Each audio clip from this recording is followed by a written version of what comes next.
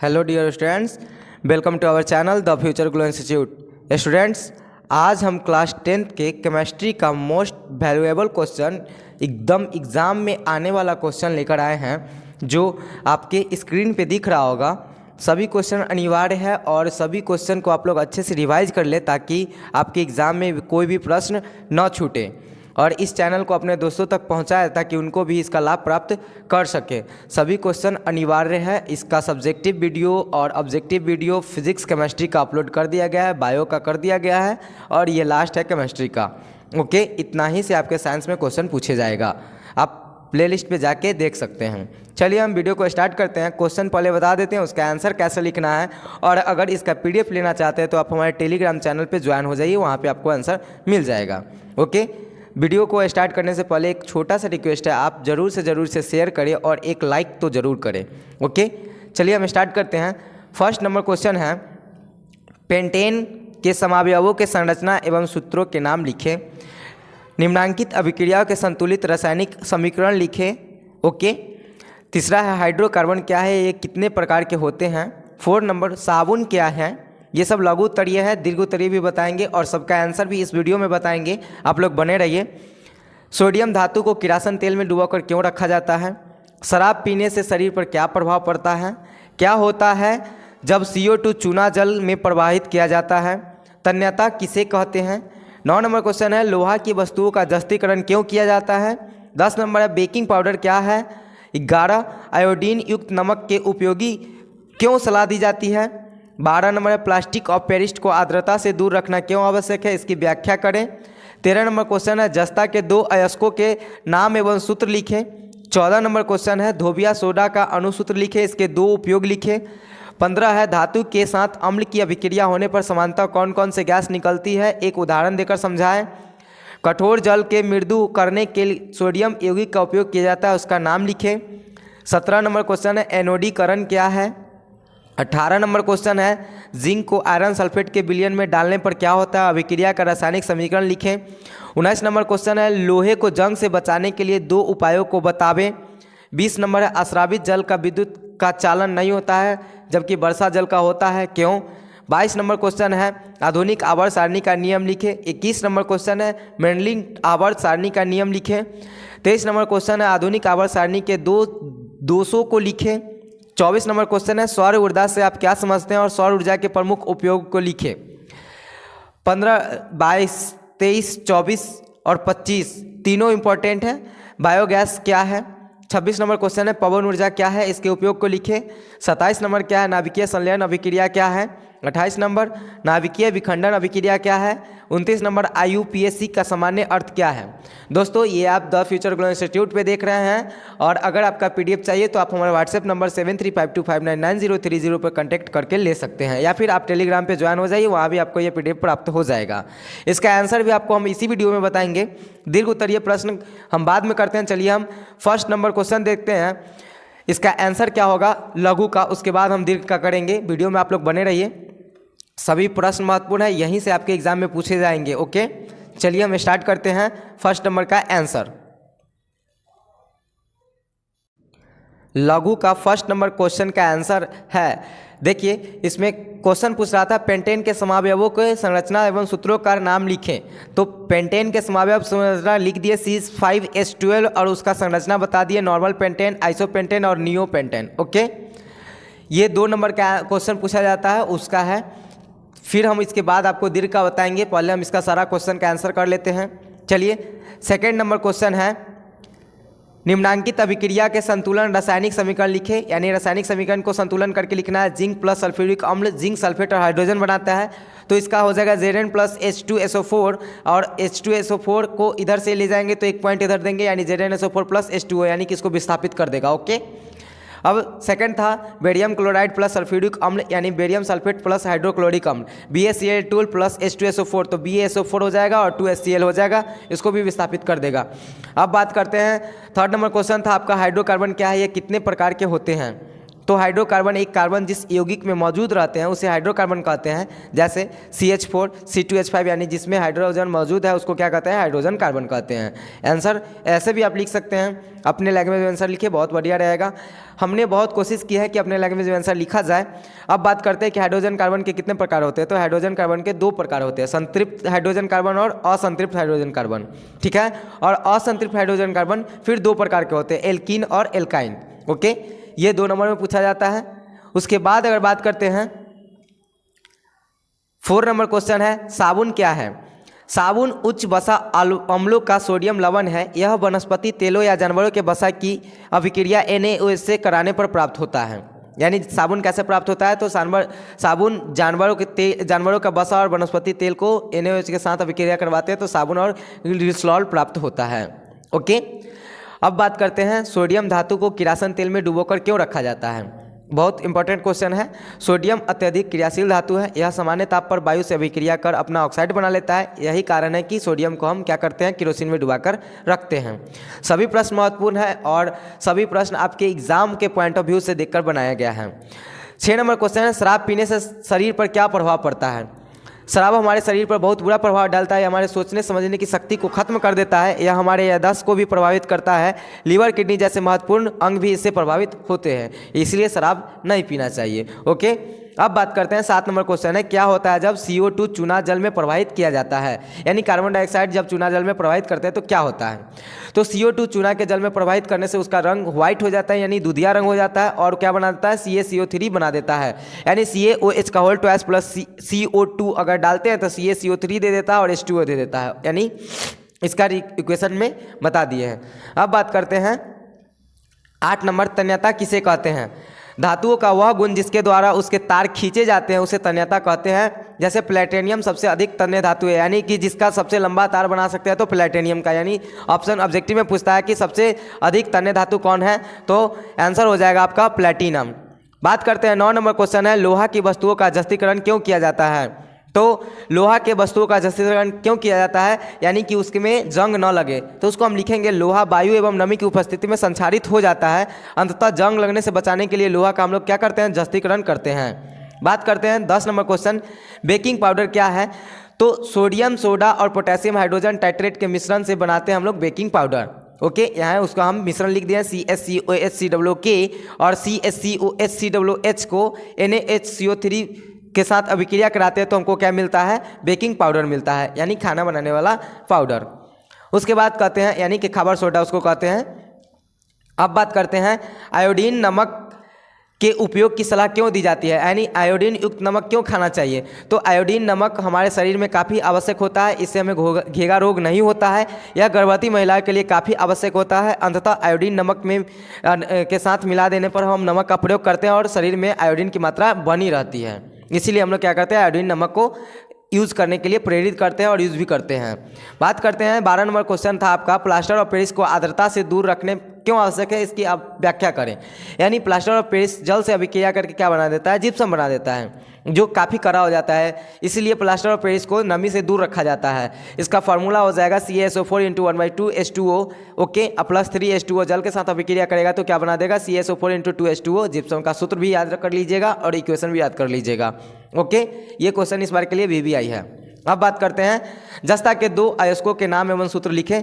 जस्ता के 2 मुख्य अयस्क जिंक ब्लेड JeRnS और कैलेमाइन JeRnCO3 2 अयस्क का नाम लिख दिए। और एल्युमिनियम का पूछेगा बॉक्साइट और एल्युमिनियम का पूछेगा तो बॉक्साइट और आयरन का पूछेगा तो हेमेटाइट। ओके, बात करते हैं 14 नंबर क्वेश्चन है, धोबिया सोडा का अणुसूत्र लिखे, इसके 2 उपयोग लिखे। तो धोबिया सोडा का मैग्नीशियम का नाम लिखना है Na2CO3 × 10 H2O। उसके बाद इसका उपयोग कहाँ कहाँ करते हैं, तो कपड़ा धोने में और कांच बनाने में। 15 नंबर क्वेश्चन है, धातु के साथ अम्ल की अभिक्रिया होने पर समानतः कौन सी गैस निकलती है, इसका उदाहरण देकर समझाएं। तो धातु के साथ अम्ल अभिक्रिया करता है तो हमेशा हाइड्रोजन गैस निकलती है। उसका एक एग्जाम्पल दे दिए, Ca+H2SO4 CaSO4+H2 जो गैस हवा में उड़ जाता है। 16 नंबर क्वेश्चन है, कठोर जल के मृदु होने के लिए सोडियम यौगिक का उपयोग किया जाता है, उसका नाम लिखिए। तो कठोर जल को, खारा जल को नॉर्मल बनाने के लिए Na2CO3 का प्रयोग किया जाता है। ओके, अब बात करते हैं एनोडीकरण क्या होता है। तो एनोडीकरण एल्यूमिनियम की किसी वस्तु को एनोड बनाकर तनु सल्फ्यूरिक में वैद्युत अपघटन के रूप में प्रयुक्त किया जाता है, तब ऑक्सीजन गैस निकलती है जो एल्यूमिनियम के साथ सहयोग कर एल्यूमिनियम ऑक्साइड के रूप में उस वस्तु की बाहरी सतह पर मोटी परत के साथ जमा हो जाती है। इसे एनोडीकरण कहते हैं। 18 नंबर क्वेश्चन था आपका, जिंक को आयरन सल्फेट के विलयन में डालने पर क्या होता है, अभिक्रिया का रासायनिक समीकरण लिखें। तो जिंक आयरन से अधिक क्रियाशील होता है, अंततः जिंक आयरन के सल्फेट को विलयन पर डालने पर जिंक सल्फेट पर आयरन बनाता है, जो आपका इक्वेशन में दर्शाया गया है FeSO4 + Zn यानी ZnSO4 + Fe। दोस्तों आप ये हमारे द फ्यूचर ग्लो इंस्टीट्यूट पे देख रहे हैं और आप इसे ज़रूर शेयर करें, अपने दोस्तों तक पहुंचाएं और इसे अच्छे से रिवाइज कर ले। आपका एकदम परफेक्ट 100% गारंटी है यही क्वेश्चन आपके एग्जाम में आएगा। हमारे चैनल पे फिजिक्स और बायो का भी क्वेश्चन आंसर डाल दिया गया है, आप लोग उसे जाकर देख लीजिए और ऑब्जेक्टिव भी इसका डाल दिया गया है। अब बात करते हैं 19 नंबर क्वेश्चन, लोहे को जंग से बचाने के लिए 2 उपायों को बतावे। तो लोहे को जंग से बचाने के लिए हम लोग उसका जस्तीकरण करेंगे और उसका पेंट करेंगे। ओके, अब बात करते हैं अस्वावित जल विद्युत का चालक नहीं होता है जबकि वर्षा जल होता है, क्यों? तो जो जल हम लोग बैटरी में डालते हैं यानी न्यूट्रल जल को ही आश्वित जल कहते हैं, उसमें इलेक्ट्रिक करंट नहीं जाता है और जबकि वर्षा जल में जाता है, क्यों? तो आश्वित जल में क्या होता है, आयन का विघटन नहीं होता है जिसके कारण विद्युत चालक नहीं जा पाता है। लेकिन वर्षा के जल में क्या होता है, आयन का उपस्थिति होता है जिसके कारण उसमें विद्युत का चालक होता है। 21 नंबर क्वेश्चन है, मेंडलीव आवर्त सारणी का नियम लिखे। तो मेंडलीव आवर्त सारणी का तत्वों के अनुसार, गुण के अनुसार, भार के अनुसार आवर्तकाल बना होता है। ओके, 22 नंबर क्वेश्चन है, आधुनिक आवर्त सारणी का नियम लिखे। जो मॉडर्न पीरियोडिक टेबल है उसका नाम नियम लिखना है। तो उसका नियम क्या है, उसके गुण और उसके परमाणु संख्या का आवर्त फल होता है।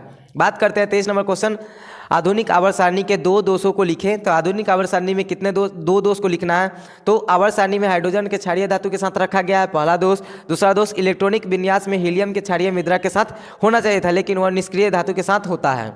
ओके, बात करते हैं 24 नंबर क्वेश्चन था आपका, सौर ऊर्जा से आप क्या समझते हैं। सौर ऊर्जा के प्रमुख 2 उपयोगों को लिखे या फिर 3 उपयोग को लिखे। क्वेश्चन रहेगा तो सौर ऊर्जा यानी जो ऊर्जा हमें सूर्य से प्राप्त होता है उसे हम सौर ऊर्जा कहते हैं। उसका उपयोग है सौर कुकर से खाद्य पदार्थों को बनाने में, सौर जल उष्मा करने में यानी जल को गर्म करने में, सौर शक्ति यंत्र से विद्युत उत्पन्न करने में, सोलर सेल का उपयोग से विद्युत ऊर्जा में परिवर्तित करने में। नेक्स्ट क्वेश्चन था आपका, बायोगैस क्या है। तो बायोगैस एक गैसीय मिश्रण है जिसके methane, carbon dioxide, hydrogen sulphide तथा वाष्प मिली रहती है। यह वनस्पतियों, पशुओं के मूल तथा अन्य व्यर्थ पदार्थों से बनाया जाता है। ओके, अब बात करते हैं पवन ऊर्जा क्या है, इसके उपयोग को लिखे। तो पवन से प्राप्त ऊर्जा को हम पवन ऊर्जा कहते हैं। इसके प्रमुख उपयोग है, सबसे पहला नाव चलाने में, अनाज की पिसाई में पवन चक्की का काम होता है, जल पंप यानी कि मोटर चलाने में पवन चक्की का उपयोग होता है, विद्युत उत्पन्न करने के लिए भी पवन चक्की का उपयोग करते हैं। अब बात करते हैं नाभिकीय संलयन क्या होता है। तो ऐसी अभिक्रिया जिसमें 2 या 2 से अधिक हल्के नाभिक मिलकर एक बड़े नाभिक का निर्माण करते हैं उसे नाभिकीय संलयन अभिक्रिया कहते हैं। सूर्य में नाभिकीय संलयन अभिक्रिया होती है। अब बात करते हैं नाभिकीय विखंडन अभिक्रिया क्या होता है। तो ऐसी अभिक्रिया जिसमें एक बड़ा नाभिक टूटकर एक हल्के नाभिक में निर्माण करता है उसे नाभिकीय विखंडन कहते हैं। परमाणु बम में नाभिकीय विखंडन अभिक्रिया होता है। तुमसे ऑब्जेक्टिव में पूछता है कि सूर्य में नाभिकीय संलयन होता है या फिर नाभिकीय विखंडन होता है, तो नाभिकीय संलयन होता है। और परमाणु बम में क्या होता है, तो नाभिकीय विखंडन होता है, यानी कि टूट टूट के बहुत से बट जाएगा तो नाभिकीय विखंडन, और सब मिल के एक बड़ा बन जाए तो नाभिकीय संलयन। अब बात करते हैं IUPAC के नेम का पूरा अर्थ क्या होता है, यानी कि उसका फुल फॉर्म क्या होता है। तो international union of pure and applied chemistry. याद रखिएगा, इतना लॉन्ग अब बताएंगे, इतना शॉर्ट्स जो क्वेश्चन था उसको हमने केमिस्ट्री के पूरे चैप्टर का बता दिया, जो VVI इंपॉर्टेंट क्वेश्चन है बोर्ड एग्जाम के लिए। ओके, अब हम दीर्घ का क्वेश्चन करेंगे और दीर्घ का आंसर जानेंगे इसी वीडियो में। ओके, तब तक वीडियो में बने रहिए। हम दीर्घ क्वेश्चन के बात करते हैं। पहला नंबर क्वेश्चन है, पारा के मुख्य अयस्क के नाम लिखें। इससे पारा के निष्कर्षण विधि का सिद्धांत लिखें। ओके, सेकंड क्वेश्चन है, जल संरक्षण एवं जल प्रबंधन के लिए क्या क्या करना चाहिए। थर्ड क्वेश्चन है, गर्म जल का टैंक बनाने में तांबा का उपयोग होता है परंतु इस्पात का नहीं, कारण बताएं। वनों की कटाई का वन्य जीवों पर क्या प्रभाव पड़ता है। 5 नंबर क्वेश्चन है, प्रयोगशाला में मीथेन गैस बनाने की विधि एवं क्लोरीन के साथ अभिक्रिया का वर्णन करें। 6 नंबर क्वेश्चन है, एल्युमिनियम धातु का निष्कर्षण उसके अयस्कों में से कैसे किया जाता है। 7 नंबर क्वेश्चन है, बेकिंग सोडा का रासायनिक नाम क्या है, इसके बनाने की विधि, गुण एवं उपयोग को लिखें। 8 नंबर क्वेश्चन है, प्लास्टर ऑफ पेरिस का रासायनिक सूत्र क्या है, इसके बनाने की विधि, गुण एवं उपयोग को लिखें। 9 नंबर क्वेश्चन है, मिश्र धातु किसे कहते हैं, इसके 2 उदाहरण दे। मिश्र धातु के 3 उपयोगों का वर्णन करें। 10 नंबर क्वेश्चन है, साबुनीकरण क्या है, यह एस्टीकरण से किस प्रकार भिन्न है। 11 नंबर क्वेश्चन है अयस्कों के साथ के धातु के निष्कर्षण के प्रयुक्त चरणों को लिखें। 12 नंबर क्वेश्चन है लाल हेमेटाइट से लोहा के निष्कर्षण में बाध्य भट्टी होने के वाली रासायनिक अभिक्रियाओं का समीकरण लिखें।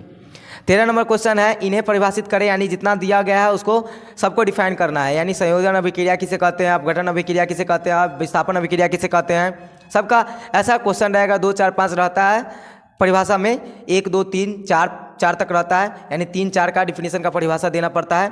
तो हमने सबको एक साथ लिख दिया है क्वेश्चन में, और इसमें से 2 3 4 तो हमेशा आते रहते हैं, जैसे हो गया ऑक्सीकरण अपकरण अभिक्रिया क्या होता है, गैंग पदार्थ धातुमल क्या होता है, किण्वन क्या होता है, क्रियाशील मूलक क्या होता है, उष्माक्षेपी और उष्माशोषी में क्या अंतर है। ऐसे क्वेश्चन आते हैं, तो सभी को हमने एक साथ लिखा है और कोशिश किया गया है कि अपने लैंग्वेज में आंसर लिखा जाए। ओके, क्वेश्चन आपके साथ है, आंसर भी इसी वीडियो में बताएंगे।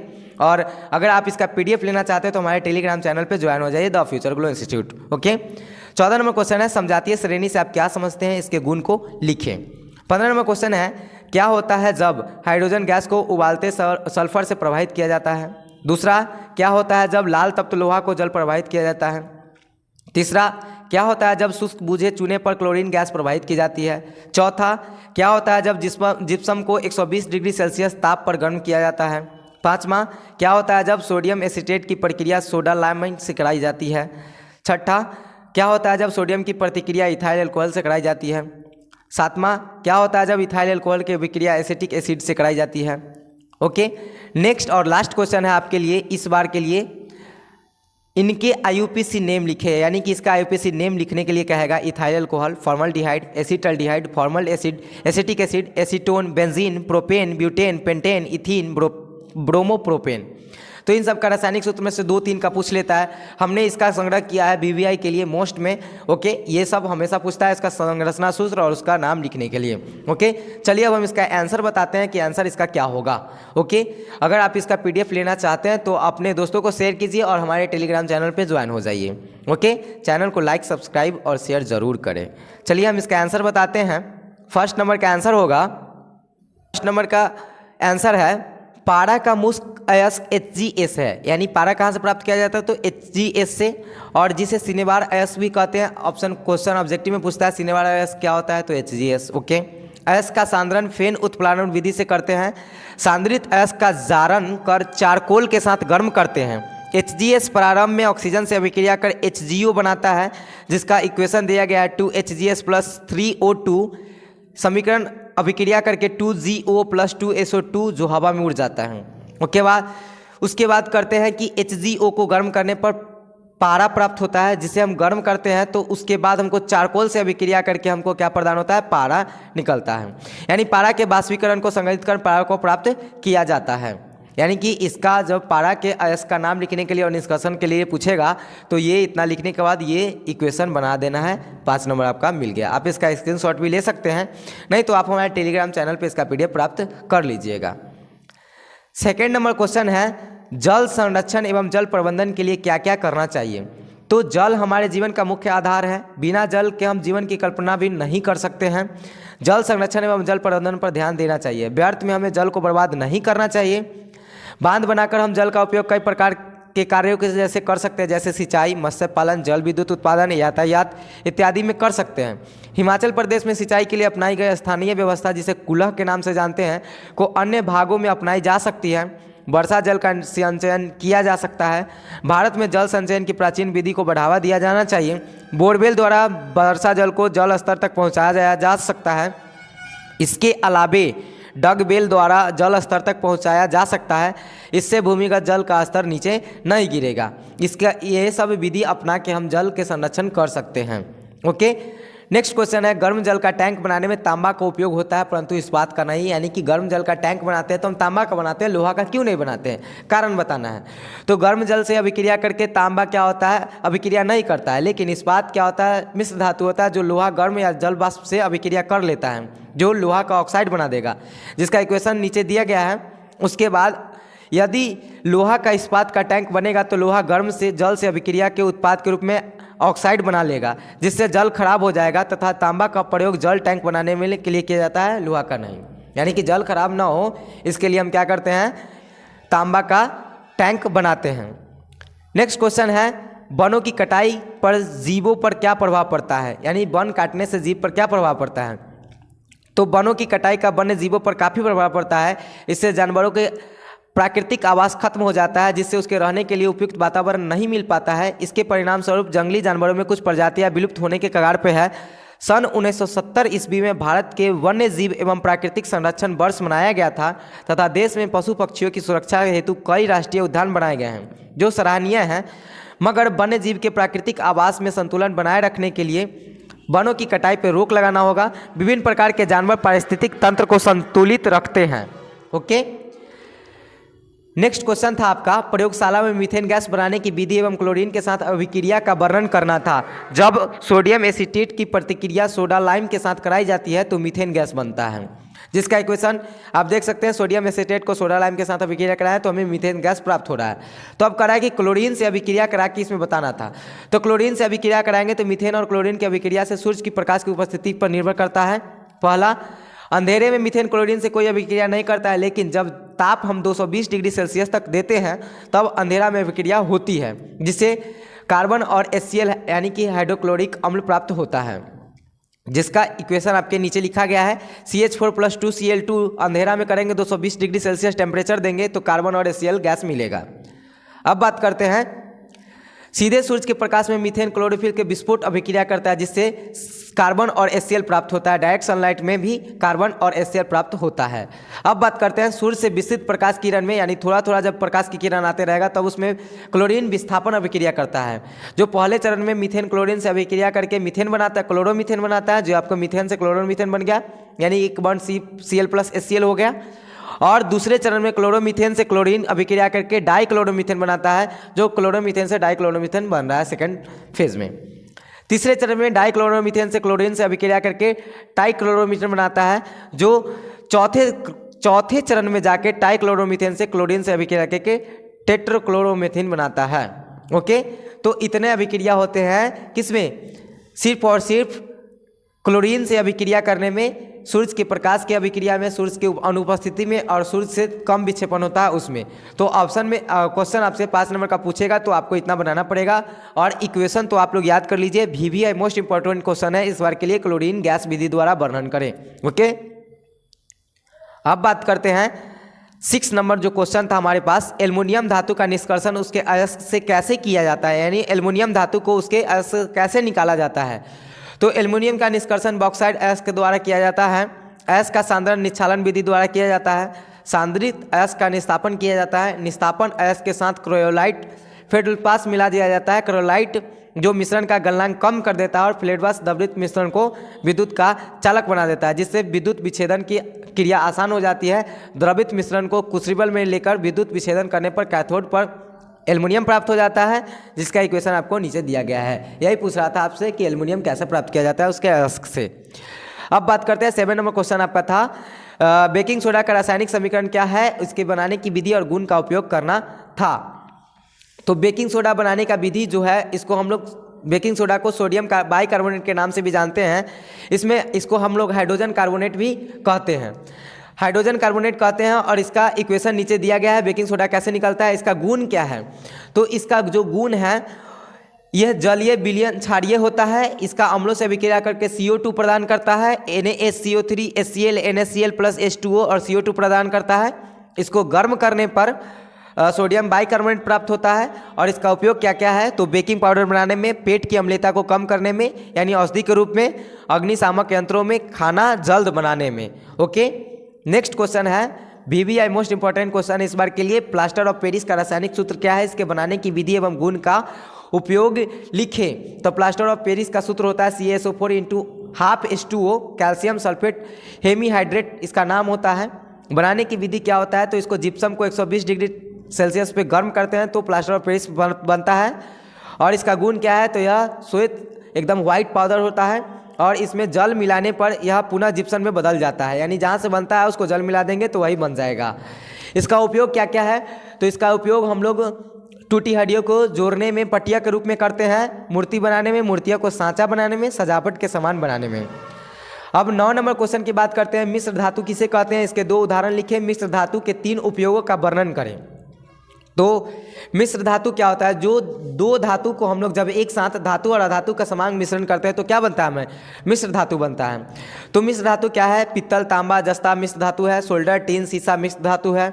अब इसका उपयोग क्या क्या है, तो वायुयान बनाने में यानी हेलीकॉप्टर, एरोप्लेन बनाने में, संचारण रोकने में, सिक्का बनाने में। अब बात करते हैं 10 नंबर क्वेश्चन, साबुनीकरण क्या है, यह एस्टीकरण से किस प्रकार अलग है। तो उच्च वसा अम्लों एवं वनस्पति तेलों का क्षार द्वारा अपघटित होकर साबुन एवं ग्लिसरॉल का बनना साबुनीकरण कहता है।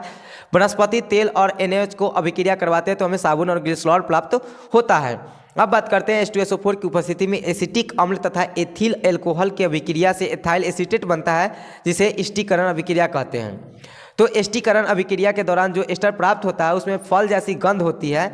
तुमसे पूछा जाता है कि एस्टर में गंध कैसी होती है, तो उसमें ऑप्शन हो जाएगा फल जैसी। तो साबुनीकरण के दौरान प्राप्त प्रतिफल में ऐसी गंध नहीं होती है, इसी प्रकार ये अलग है। 11 नंबर क्वेश्चन है, अयस्कों से धातु के निष्कर्षण में प्रयुक्त चरणों को लिखें। तो अयस्कों से धातु के निष्कर्षण में 4 चरण होते हैं। पहला चरण है सांद्रण, यह अयस्क को अशुद्ध करने की विधि है। सेकंड है जारण तथा निस्तापन। जारण तथा निस्तापन, जारण या निस्तापन दोनों ही सांद्रित अयस्क को गर्म करने की विधि है। जारण का प्रयोग सल्फाइड अयस्कों के लिए करते हैं, जिसमें अयस्क को वायु की उपस्थिति में गर्म किया जाता है। निस्तापन का प्रयोग ऑक्साइड एवं कार्बन अयस्कों के लिए किया जाता है, इसमें अयस्क को वायु की अनुपस्थिति में गर्म करते हैं। धातु का निष्कर्षण क्या है, तो इस चरण में जारित तथा निस्तापित अयस्क को धातु प्रदान किया जाता है। कम क्रियाशील धातु का निष्कर्षण गर्म करके मध्यवर्गीय क्रिया धातु का निष्कर्षण कार्बन या एल्युमिनियम द्वारा, अत्यधिक क्रियाशील धातु का निष्कर्षण विद्युत विच्छेदन विधि द्वारा किया जाता है। नेक्स्ट था इसमें धातु का शुद्धिकरण। तो इस चरण में प्राप्त धातु का उपयुक्त विधि द्वारा शुद्धिकरण किया जाता है। यानी धातु को हम लोग कितने चरण में निष्कासित करते हैं, तो 4 चरण में। इसका एग्जाम्पल, इसका सबके बारे में लिखना था। ये 5 नंबर का क्वेश्चन बार बार पूछा जाता है। अब दोस्तों आप इसे ज़रूर शेयर करें। आप हमारे टेलीग्राम चैनल पे ज्वाइन होकर इसका PDF प्राप्त कर सकते हैं, या फिर व्हाट्सएप नंबर 7352599030 पर कॉन्टैक्ट करके हमसे आप व्हाट्सएप नंबर पे भी प्राप्त कर सकते हैं। सभी क्वेश्चन महत्वपूर्ण है, सभी का आपका आंसर सटीक लाइन में लिखा गया है। अगर इसका आप आंसर अपने बनाना चाहते हैं तो आप बना सकते हैं। नेक्स्ट क्वेश्चन है, लाल हेमेटाइट से लोहा के निष्कर्षण में बात भट्टी होने के वाली रासायनिक अभिक्रियाओं के समीकरण द्वारा व्यक्त करें। तो निस्तापित Fe2O3 में कार्बन एवं CaCO3 मिलाकर बात भट्टी में डालते हैं तो बात भट्टी नीचे से गर्म का हवा झोंका प्रवाहित किया जाता है, जिससे निम्नलिखित अभिक्रिया होती है। जो अभिक्रिया नीचे दिया गया है, कार्बन ऑक्सीजन के साथ अभिक्रिया करके CO2 बनाता है, और CO2 उसी अभिक्रिया से अभिक्रिया करके कार्बन मोनोऑक्साइड CO बनाता है। उसके बाद कार्बन मोनोऑक्साइड बना के उसको अवकारक को FeO3 और Fe से अलग कर देता है। उसके बाद Fe2O3 से आपस में Fe को अलग कर देता है, और 1000 डिग्री सेल्सियस पे जब गर्म करते हैं तो उसमें अपघटित हो जाता है। उसके बाद जब वो सिलिका बचता है तो उसमें कैल्शियम सल्फेट को धातुमल कहते हैं। ओके, इस प्रकार इस विधि से हम क्या निकालते हैं, सिलिका कैल्शियम सल्फेट धातुमल निकालते हैं, CaSiO3। अब बात करते हैं, मेन टॉपिक तो मेरा ये है, इसमें से 3-4 क्वेश्चन तो हमेशा पूछते रहता है। इसमें परिभाषित करने के लिए कहा गया है। पहले हम बारी बारी से सबको परिभाषित करते हैं। पहले हम परिभाषित करते हैं संयोजन अभिक्रिया। ऐसी अभिक्रिया जिसमें 2 या 2 से अधिक पदार्थ आपस में मिलकर एक पदार्थ का निर्माण करते हैं, उसे संयोजन अभिक्रिया कहते हैं। जिसका एग्जाम्पल हम 2 दे दिए हैं। ओके, नेक्स्ट क्वेश्चन है आपका अपघटन अभिक्रिया। ऐसी अभिक्रिया जिसमें एक पदार्थ अपघटित होकर कुछ छोटे छोटे पदार्थों का निर्माण करते हैं, उसे अपघटन अभिक्रिया कहते हैं। जिसका एग्जाम्पल 2 नीचे दिया गया है। आप लोग इतना लिखिएगा, 2 नंबर में पूछे 2 नंबर में, अगर 3-4 एक साथ पूछ दिया तो आपको 5 नंबर में पूछेगा डिफिनीशन। अब बात करते हैं विस्थापन अभिक्रिया। तो ऐसी अभिक्रिया जिसमें एक पदार्थ दूसरे पदार्थ के मूलक को विस्थापित कर देता है, उसे विस्थापन अभिक्रिया या फिर एकल विस्थापन अभिक्रिया कहते हैं। बात करते हैं उभय अपघटन अभिक्रिया किसे कहते हैं। तो ऐसी अभिक्रिया जिसमें दोनों पदार्थ अपने मूलकों की अदला बदली कर लेते हैं, उसे उभय अपघटन अभिक्रिया कहते हैं। यानी NaCl प्लस AgNO3, तो AgCl को दे दिया और NaNO3 से के साथ हो गया, तो इसे क्या कहते हैं, उभय अपघटन अभिक्रिया। ओके, नेक्स्ट क्वेश्चन था आपका प्रकाश रासायनिक अभिक्रिया। तो ऐसी अभिक्रिया जो सूर्य की उपस्थिति में होता है, उसे प्रकाश संश्लेषण अभिक्रिया, फिर सूर्य में फोटोग्राफी प्लेट का खराब होना इत्यादि होता है। ओके, 6 नंबर है ऊष्माक्षेपी एवं ऊष्माशोषी अभिक्रिया। तो ऐसी अभिक्रिया जिसके दौरान ऊष्मा उत्पन्न होता है, ऊष्माक्षेपी अभिक्रिया कहते हैं। जबकि ऐसी अभिक्रिया जिसमें ऊष्मा अवशोषित होता है, उसमें क्या कहते हैं, ऊष्माशोषी अभिक्रिया कहते हैं। दोनों का एक एक एग्जाम्पल दे दीजिएगा। बात करते हैं ऑक्सीकरण एवं अपकरण अभिक्रिया किसे कहते हैं। तो ऐसी अभिक्रिया जिसमें ऑक्सीजन का संयोग एवं हाइड्रोजन का वियोग होता है उसे ऑक्सीकरण अभिक्रिया कहते हैं, जबकि ऐसी अभिक्रिया जिसमें ऑक्सीजन का वियोग एवं हाइड्रोजन का संयोग होता है उसे अपकरण अभिक्रिया कहते हैं। नेक्स्ट क्वेश्चन था आपका विकृत गंधीयता क्या होता है। तो जब भोजन को हम लोग वायु में लंबे समय तक खुले छोड़ देते हैं तो वो बासी होकर दुर्गंध उत्पन्न होने लगता है, इसे ही विकृत गंधा कहते हैं। ऐसी प्राकृतिक कारकों द्वारा भोजन का ऑक्सीकरण होने लगता है। बात करते हैं, अगला क्वेश्चन था खनिज एवं अयस्क क्या होता है। तो प्राकृतिक में धातु जिस रूप में पाया जाता है उसे खनिज कहते हैं, जबकि जिस खनिज से कम खर्च में आसानी से धातु निकाला जाता है उसे अयस्क कहते हैं। सभी खनिज अयस्क नहीं होता है पर मगर सभी खनिज अयस्क खनिज होता है। लोहा खनिज है लेकिन लोहा का अयस्क है Fe2O3 लाल हेमेटाइट। अब बात करते हैं गैंग प्रदावक धातुमल क्या होता है। तो अभी जस्ट धातुमल के बारे में बात किए हैं। अयस्क में उपस्थित अशुद्धि को गैंग, उसे हटाने के लिए बाहर से डाले गए पदार्थ को प्रदावक और दोनों को मिलाने से हम क्या बनता है धातुमल, यानी गैंग प्रदावक और धातुमल। यानी गैंग से निकालने कचरा को निकालने के लिए प्रदावक डालते हैं उसमें और उसके बाद जो बनता है वो धातुमल बनता है। नेक्स्ट क्वेश्चन है जारन तथा निस्तापन क्या होता है। रोस्टिंग और कैल्किनेशन, ये हमेशा क्वेश्चन पूछते रहता है। जारन एवं निस्तापन दोनों सांद्रित अयस्क को गर्म करने की विधि है। जारन में अयस्क को वायु की उपस्थिति में गर्म किया जाता है, जबकि निस्तापन में वायु की अनुपस्थिति में गर्म किया जाता है। जारन का प्रयोग सल्फाइड अयस्कों के लिए होता है, जबकि निस्तापन का ऑक्साइड कार्बोनेटो अयस्कों के लिए किया जाता है। बात करते हैं, अगला क्वेश्चन था समावयवता आइसोमेरिज्म क्या होता है। दो या दो से अधिक ऐसे यौगिक जिनके अणुसूत्र समान मगर संरचना सूत्र अलग अलग होते हैं आपस में एक दूसरे के समावयवी कहलाते हैं। इस घटना को समावयवता कहते हैं। जैसे C4H4 यानी ब्यूटेन के दो समावयवी अंग नॉर्मल ब्यूटेन और आइसोब्यूटेन। इसी प्रकार पेंटेन के भी 3 समावयवी होते हैं, normal pentane, isopentane, neopentane. Okay, आप इसका स्ट्रक्चर जरूर बनाइएगा। लिखने के बाद 5 नंबर लेना है तो बाबू पूरा लिखना पड़ेगा। नेक्स्ट क्वेश्चन था आपका स्टिकरण अभिक्रिया क्या होता है। कार्बनिक अम्ल एवं एल्कोहल के बीच की अभिक्रिया को स्टिकरण अभिक्रिया कहते हैं। इसके दौरान ईस्टर का जल निर्माण होता है। फॉर्मल एसिड तथा मिथाइल एल्कोहल अभिक्रिया कर मिथाइल फॉर्मेट बनाते हैं, जिसका इक्वेशन आपको दिया गया है। फॉर्मिक अम्ल और मिथाइल एल्कोहल बनाते हैं तो मिथाइल फॉर्मेट बनता है और पानी बनता है। इसी प्रकार एसिटिक एसिड और इथाइल अल्कोहल अभिक्रिया करते हैं तो इथाइल एसिटेट बनता है, जिसका इक्वेशन आपके नीचे दिया गया है। ओके, नेक्स्ट क्वेश्चन था मोस्ट इंपॉर्टेंट क्वेश्चन उदासीनीकरण अभिक्रिया क्या होता है। अम्लों तथा क्षारों की अभिक्रिया को उदासीनीकरण अभिक्रिया कहते हैं। इसके दौरान साल्ट और वाटर बनता है, जिसका यानी क्षार और अम्लों क्या बनता है, लवण बनता है। इसका एग्जाम्पल तो सबको पता है, एग्जाम्पल 2-2 जरूर दीजिएगा ताकि आपका नंबर पूरा मिले।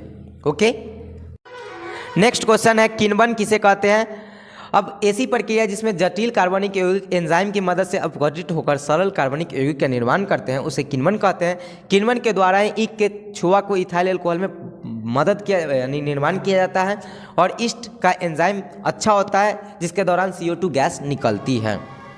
अब बात करते हैं क्रियाशील मूलक क्या होता है, फंक्शनल ग्रुप क्या होता है। तो परमाणु तथा परमाणु का ऐसा समूह जिस पर किसी कार्बनिक यौगिक का रासायनिक गुण निर्भर करता है उसे क्रियाशील मूलक कहते हैं।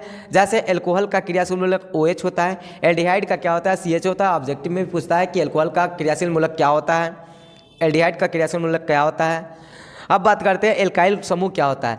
तो परमाणु या फिर परमाणुओं के ऐसा समूह जिस पर कार्बनिक यौगिक का भौतिक गुण निर्भर रहता है उसे एल्काइल समूह कहते हैं। ओके, अब बात करते हैं 14 नंबर क्वेश्चन जो पीछे पढ़ा है, जो सभी क्वेश्चन इंपॉर्टेंट है। इसमें से 3, 4, 5 तो जरूर पूछा जाता है, बराबर पूछा जाता है, इसलिए आप लोग को कहा जाता है पूरे चैप्टर से मेन क्वेश्चन को निकाल के लाया गया है और आप लोग इसे अच्छे से रिवाइज कर ले, एग्जाम में जाके एकदम फोड़ के आना है। ओके, अब बात करते हैं 14 नंबर क्वेश्चन समजातीय श्रेणी से आप क्या समझते हैं, इसके गुण को लिखें। तो कार्बनिक यौगिक में ऐसे श्रेणी जिसमें सभी यौगिक को समान क्रियाशील मूलक हो उसमें समजातीय श्रेणी कहते हैं। एल्कोहल की श्रेणी, एल्डिहाइड की श्रेणी और एल्कीन की श्रेणी। अब इसका गुण क्या क्या होता है। तो सभी यौगिक समान क्रियाशील मूलक होते हैं। 2 क्रमागत CH2 का अंतर होता है। 2 क्रमागत यौगिक का भार 14 एटमॉस्फेरिक यूनिट होता है और यौगिक के भौतिक गुणों में क्रमिक परिवर्तन होता है। अब बात करते हैं मेन जिसमें हम रिएक्शन करवाते हैं। रिएक्शन आपसे बार बार पूछा जाता है, रिएक्शन क्या होता है जब हाइड्रोजन गैस को उबलते सल्फर में प्रवाहित किया जाता है। तो हाइड्रोजन गैस को उबलते सल्फर से गुजारा जाता है तो हाइड्रोजन सल्फाइड बनता है, जिसका एग्जाम्पल है H2S। रिएक्शन दर्शा देना है, बात खत्म। अब पूछ रहा है लाल तप्त लोहा पर जल वाष्प प्रवाहित किया जाता है तब क्या होता है। तो लाल तप्त लोहा पर जल वाष्प प्रवाहित किया जाता है तो उसे Fe2O3 बनता है, यानी कि जंग बनता है। 4Fe+3O2 समीकरण को संतुलित कर दिया गया है। इसमें से ज़रूर 2-3 क्वेश्चन पूछा जाएगा। आप लोग सभी का स्क्रीनशॉट लेके अच्छा से रिवाइज कर लीजिए, नहीं तो टेलीग्राम पे आप PDF प्राप्त कर लीजिए। अब बात कर रहे हैं शुष्क बूझे पर चूने पर क्लोरीन गैस प्रवाहित की जाती है।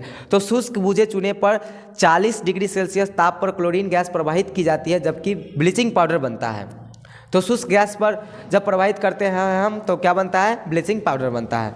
क्वेश्चन है क्या होता है जिप्सम को 120 डिग्री सेल्सियस ताप पर गर्म किया जाता है। तो जिप्सम को 120 डिग्री ताप पर गर्म करते हैं तो वो प्लास्टर ऑफ पेरिस बनता है, जिसका इक्वेशन आपको नीचे दिया गया है। नेक्स्ट क्वेश्चन है क्या होता है जब सोडियम एसीटेट को प्रतिक्रिया सोडा लाइम से कराई जाती है। तो सोडियम एसीटेट को प्रतिक्रिया सोडा लाइम से कराई जाती है तो हमें मीथेन प्राप्त होता है। Sodium acetate plus soda lime को रिएक्शन करवाते हैं तो Na2CO3 प्लस CH4 यानी मीथेन प्राप्त होता है। नेक्स्ट क्वेश्चन है क्या होता है जब सोडियम की प्रतिक्रिया इथाइल अल्कोहल से कराई जाती है। तो जब सोडियम की प्रतिक्रिया इथाइल अल्कोहल से कराई जाती है तब हम सोडियम इथा ऑक्साइड बनाते हैं, यानी इथाइल अल्कोहल से हम सोडियम इथा ऑक्साइड बनाते हैं। ओके। नेक्स्ट क्वेश्चन है क्या होता है जब इथाइल अल्कोहल की अभिक्रिया एसिटिक एसिड से कराई जाती है। तो जब इथाइल अल्कोहल को हम लोग एसिटिक एसिड से अभिक्रिया कराते हैं तो इसे एथाइल एसीटेट बनता है। Acetic acid plus ethyl alcohol को हम एथाइल एसीटेट बनाते हैं। ओके। नेक्स्ट क्वेश्चन है इनके IUPAC नेम लिखे। लास्ट क्वेश्चन है ये इंपॉर्टेंट, लास्ट नीचे से दोनों इंपॉर्टेंट है और 14, 15, 16 very very important question for you. Okay. इसका आप लोग स्क्रीनशॉट जरूर ले लीजिए, नहीं तो PDF तो प्राप्त करके अच्छे से याद कर लीजिए, अपने दोस्तों तक पहुंचाइए, चैनल को ग्रो करवाइए। ओके। अब बात करते हैं इथाइल अल्कोहल में क्या क्या होता है। तो इसका इथाइल अल्कोहल का अणुसूत्र क्या होता है? C2H5OH। इसका संरचना सूत्र 2CH carbon bond OH। Formaldehyde का क्या होता है? तो HCS होता है। इसका IUPAC नेम होता है मेथेनॉल। ओके। अब बात करते हैं एसिटल्डिहाइड का। तो एसिटल्डिहाइड का सूत्र होता है CH3COH। इसका IUPAC नेम है इथेनॉल। ओके। फॉर्मल एसिटिक का क्या होता है? तो HCOOH होता है। फार्मूला भी याद कर लीजिए, ऑब्जेक्टिव में भी पूछा जाता है, IUPAC नेम भी पूछा जाता है। तो फॉर्मल एसिटिक का क्या होता है? Methanoic acid. अब बात करते हैं एसिटिक एसिड का क्या होता है? तो CH3COOH, IUPAC name ethanoic acid. अब बात करते हैं एसीटोन का। तो एसीटोन का सूत्र होता है CH3COCH3, IUPAC नेम होता है प्रोपेन। ओके। अब बात करते हैं बेंजीन का। तो C6H6 इसका IUPAC नेम होता है बेंजीन। इसका संरचना सूत्र ऐसा होता है। दोस्तों ये आप हमारे टेलीग्राम चैनल पे प्राप्त कर सकते हैं इसका PDF, और चैनल को ज़रूर से ज़रूर सब्सक्राइब और लाइक करें। प्रोपेन का C3H8 होता है। इसका IUPAC नेम होता है प्रोपेन। इसका संरचना सूत्र दिया गया है। ब्यूटेन C4H10 IUPAC नेम इसका ब्यूटेन होता है, ब्यूटेन का दे दिया गया है। पेंटेन C5H12 इसका पेंटेन का C5 कार्बन 5 को हाइड्रोजन उसका लगा दीजिए। इथीन का अणुसूत्र C2H4 होता है। इथीन को IUPAC नेम में इथीन कहते हैं। अब बात करते हैं ब्रोमोप्रोपेन। तो C3H7Br IUPAC नेम इसका ब्रोमोप्रोपेन होगा। दोस्तों ये आपका केमिस्ट्री का पूरे चैप्टर का मेन क्वेश्चन लघु दीर्घ सभी करा दिया गया है। फिजिक्स का बायो का अपलोड कर दिया गया है, केमिस्ट्री का और बायो का फिजिक्स का ऑब्जेक्टिव भी अपलोड कर दिया गया है। तो आपसे आशा करते हैं साइंस में एकदम 80 नंबर आना चाहिए। पूरे मेरे चैनल पे जितने वीडियो दिया गया है साइंस और साइंस का ओनली साइंस का बता रहे हैं, इसमें से एक एक क्वेश्चन आएगा। इससे बाहर एक भी क्वेश्चन आपके बिहार बोर्ड नहीं पूछेगा, एकदम 100% गारंटी है। चैनल को लाइक कीजिए, सब्सक्राइब कीजिए और दबा के शेयर कीजिए ताकि सभी बच्चे तक ये वीडियो पहुंच सके, अच्छे मार्क्स ला सकें। ओके। मिलते हैं नेक्स्ट वीडियो में। SST में फोड़ते हैं। SST का भी एग्ज़ाम एकदम अच्छे से जाएगा। मेरे चैनल पे अगर आप वीडियो पूरा देखते हैं तो उसका भी हमने सभी डाटा तैयार कर रखा है, बस उसका वीडियो अपलोड करना बाकी है। चलिए मिलते हैं नेक्स्ट वीडियो में। जय हिंद।